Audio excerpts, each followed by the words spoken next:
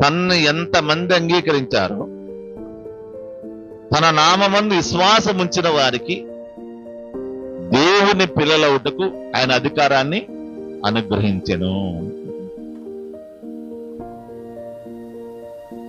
యేసుక్రీస్తు వారు సర్వాధికారి అయిన ప్రభు అని, ఆయన యందు విశ్వాసం ఉంచి ఆయనకి ఇష్టంగా మనం బతకగలిగితే ఈరోజు దేవుని కుమారులము, కుమార్తెలు.